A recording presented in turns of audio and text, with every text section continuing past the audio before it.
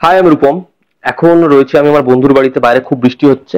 তো এখান থেকেই আমি কুইক রিভিউটা সেরে নিচ্ছি, বাড়িতে গিয়ে আরামসে আমরা ডিটেলে কথা বলবো। তো কালকি 2898 এডি মোস্ট অ্যান্টিসিপেটেড ছবিটা লাগলো কেমন, ছবিটা হয়েছে কেমন, আমাকে যদি এক লাইনে তোমাদের বলতে হয়, আমি তোমাদের বলবো এই ছবিটা যত বড় পর্দায়, যত ভালো পর্দায় সম্ভব দেখো, এই ছবিটার যে এক্সপিরিয়েন্সটা হবে সেটা তুমি ভুলতে পারবে না। মহাভারতকে এই ছবিটা যেরকম ভাবে দেখিয়েছে না, আমার মনে হয় না কোনো ছবি দেখাতে পেরেছে। এবং নাগ অশ্বিন, মানে সে যেন মহাভারত নিয়ে কোনো কাজ করে, এটা তার কাছে রিকোয়েস্ট। এই ছবির যে ইন্টারমিশন ব্লক, সেটা জাস্ট চুমু। ছবির ফার্স্ট হাফটা আমার ডিসেন্ট লেগেছে, কিন্তু সেকেন্ড হাফ এই ছবিটা জাস্ট জাম্প নেবে, মানে বিভৎস জাম্প নেবে। ছবির শেষের যে 40-45 মিনিট তুমি ভুলতে পারবে না, তোমার মাথা খারাপ হয়ে যাবে। এবং মহাভারতের ওই এপিক সিকোয়েন্স, তুমি সিটি দেবে, হাততালি দেবে, তুমি গুজবম্পস পাবে, তোমার চোখ ছলছল করবে, এরকম সিকোয়েন্স। এই ছবিটা দেখে তুমি যার পারফরমেন্সের আগে কথা বলবে সেটা হচ্ছে অমিতাভ বচ্চন। জাস্ট ফাটিয়ে দিয়েছে। যখন থেকে তার ইন্ট্রোডাকশন, তার পাস্ট, তার প্রত্যেকটা সিকোয়েন্স। অশ্বত্থামা হচ্ছে এই ছবিতে বেস্ট পার্ট। ছবিতে কামাল হাসান খুব কম সময়ের জন্য আসে, কিন্তু যখন আসে পুরো স্ক্রিনের চার্ম সে নিয়ে নেয়।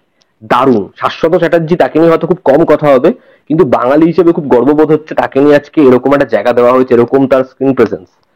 প্রভাস, তাকে ভালো লাগে। দীপিকা পাডুকোনের যতগুলো সিকোয়েন্স আসে সেগুলো খুব ভালো। ফিমেল ক্যারেক্টার হিসেবে তাকে অনেকটা স্পেস দেওয়া হয়েছে। প্রভাস এবং অমিতাভ বচ্চনের প্রত্যেকটা ক্ল্যাশ, প্রত্যেকটা ফাইট সিকোয়েন্স দুর্দান্ত ভাবে কোরিওগ্রাফ করা হয়েছে। শেষের যে ব্যাটলটা, শেষের যে জায়গাটা, সেটা দারুণ দারুণ। তোমরা কেমিউজের কথা শুনেছো, যা যা কেমিউজের কথা শুনেছো আমি বলছি, কেমিউজ তোমরা পাবে। ছবির মিড ক্রেডিটটা ভুলেও মিস করবে না, পোস্ট ক্রেডিট নেই। ছবির ফার্স্ট হাফে একটু কিছু বিষয় আছে, সেটা নিয়ে আমরা পরে কথা বলবো, তবে ছবির সেকেন্ড হাফ জাস্ট ব্যাপক। এবং আমার মনে হয় এই ছবিটা একটা থিয়েটার এক্সপিরিয়েন্স। এই ছবিটাকে ডাউনলোড করে দেখবে, ছবিটা যখন ওটিটিতে আসবে দেখবে, সব ভেবোই না। নাগ অশ্বিনের এই যে ভিশন, সেটাকে রেসপেক্ট করা উচিত।